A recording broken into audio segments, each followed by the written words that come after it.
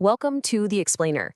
Today, we're breaking down Carvana's latest earnings report, and let me tell you, it's a story of incredible success mixed with some pretty serious growing pains.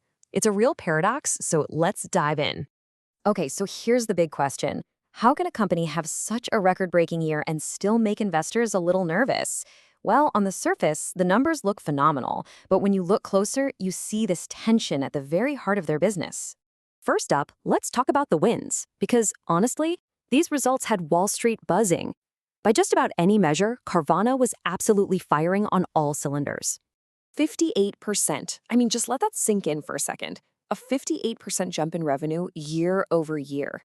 In an industry as old as car sales, a number like that is, well, it's almost unheard of. It just shows you how much their online-first model is really clicking with people. And that revenue growth wasn't some kind of fluke. No, it was fueled by a 43% surge in the actual number of cars they sold, hitting a record of nearly 600,000 for the whole year. To put that into perspective, that kind of growth makes them the fastest growing auto retailer out there, period. And this wasn't just growth for the sake of growth. Their adjusted EBITDA, which is basically a great way to see how profitable the core business is, hit a record $511 million. So they weren't just selling more cars, they were making some serious money while doing it. As you can see right here, they didn't just meet Wall Street's expectations, they absolutely shattered them. Their earnings per share came in at $4.22, which was more than triple what analysts were predicting. Revenue also smashed the estimates. It was, by all accounts, a total home run.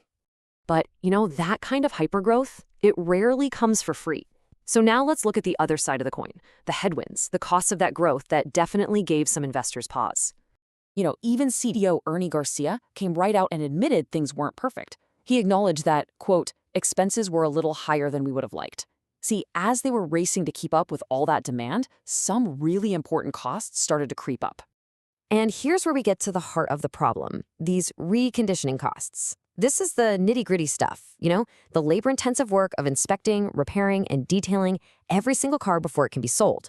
For a business like Carvana, keeping these costs under control is absolutely everything. And well, they went up. And what's more, management pretty much said this isn't going to be a quick fix, and that they expect this headwind to stick around for another quarter. But okay, despite these operational hiccups, you have to understand that Carvana is playing the long game here. They're using their massive scale to build something incredibly powerful, a customer moat that could protect them from competitors for years and years. They're taking their profits and pouring them right back into making the experience better for you, the customer. We're talking about getting your car delivered a full day faster, on average, and saving people about $60 on shipping. And it's working. Their Net Promoter Score, which is just a fancy way of saying how much customers love them, is at a multi-year high. Now, what's really interesting here is how much technology is streamlining the whole thing. Their AI tools are so good now that nearly a third of all buyers complete their purchase from start to finish without ever speaking to a human being. And get this, those customers are actually more satisfied with the experience. How cool is that? And they're doing all this from their strongest financial position ever. We're talking $2.3 billion in cash on hand and way less debt. They have the financial firepower to weather any storms and just keep investing in their future. So this solid foundation, it's all in service of this incredibly ambitious long-term goal. And it paints a really clear picture of exactly where they're trying to go. See, this isn't about next quarter. This is about the next decade. Right now, they can handle that 1.5 million cars a year. But, and this is the crucial part, they've already bought the real estate they need to build out capacity for 3 million. They're literally building the foundation to more than double their entire business.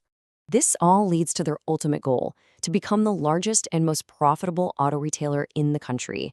The target they've put on the wall is to sell 3 million cars a year, all while keeping a super impressive 13.5% profit margin. It's an incredibly ambitious vision. Which brings us right back to that central question. They've built the machine, they've got happy customers, and they have the runway for massive growth. But as their own report shows, the real challenge is managing the immense operational complexity that comes with that kind of scale. So can they execute flawlessly on that long road to 3 million cars? Well, that's the Carvana paradox.